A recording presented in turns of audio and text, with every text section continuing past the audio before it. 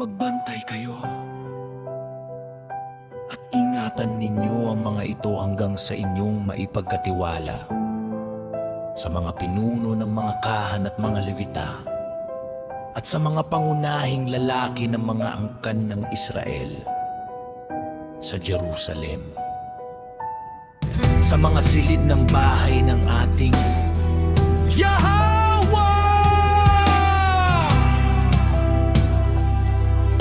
Alaya!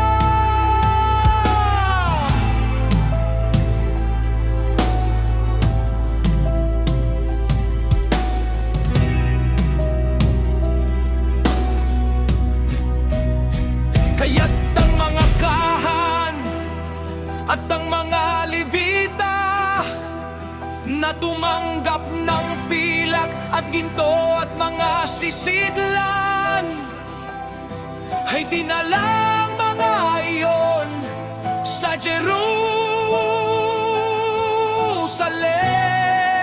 sa templo ng Yahweh. At mula sa ilog teras ay umalis kami ng ikalabindalawang araw ng unang buwan at dumating sa Jerusalem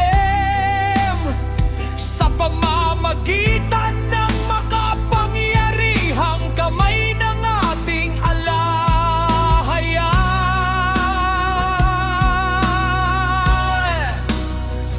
na sumasa amin.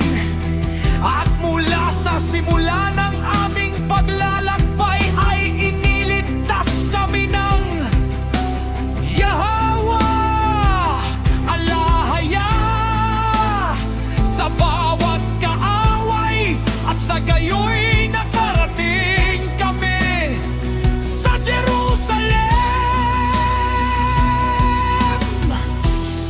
At nang kami makaraan doon ng 3 araw, ang ginto at pilak na tinimbang ay pinagkatiwala sa bahay ng ating alahaya. Nang ika-4 na araw, kay Marmot na pari na anak ni Iri,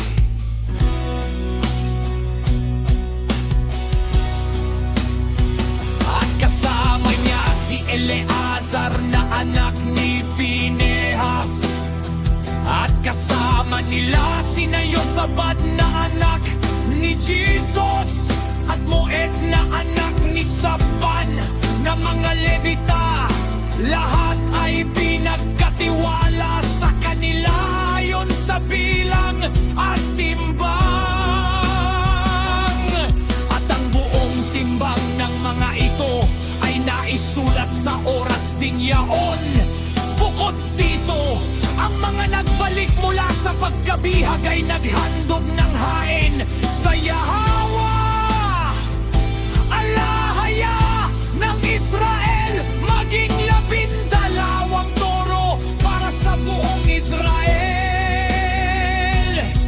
86 na lalaking tupa, 72 tupang lalaki, mga kambing para sa handog na pangkapayapaan. 12, lahat ng mga ito ay handog sa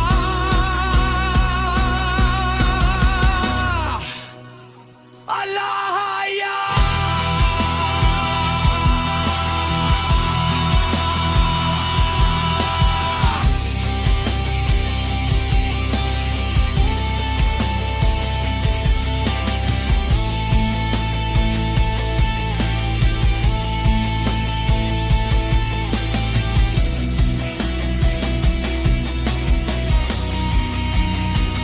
At ipinagbigay alam nila ang mga utos ng hari sa mga katiwala ng hari at sa mga gobernador ng Seleucia at Phoenicia, at kanilang iginalang ang bayan at ang templo ng Yahweh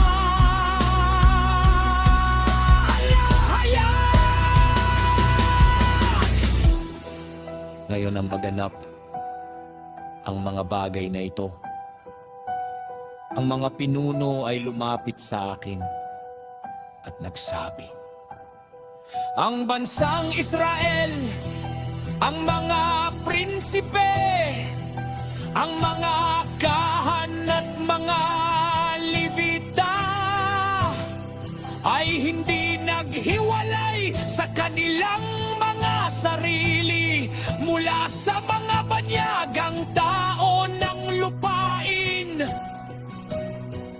o mula sa mga karumihan ng mga hentil, sa makatuwid ng mga Kananeo, mga Heteo, mga Pereseo, mga Jebuseo at mga Moabita, mga Ehipsyo at mga Edomita, sapagkat sila at ang kanilang mga anak ay nakipag-asawa sa kanilang mga anak na babae, at ang banal na binhi ay nahaluan ng mga paniyagang tao ng lupain. At mula sa simula ng maday na ito, ang mga pinuno at ang mga dakilang tao ay naging kabahagi sa kasalanang ito.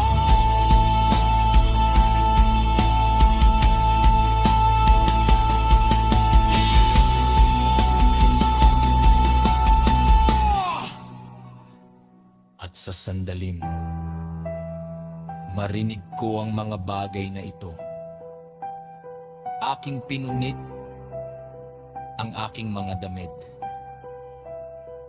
at ang banal na kasuutan, at hinugot ang buhok mula sa aking ulo at balbas.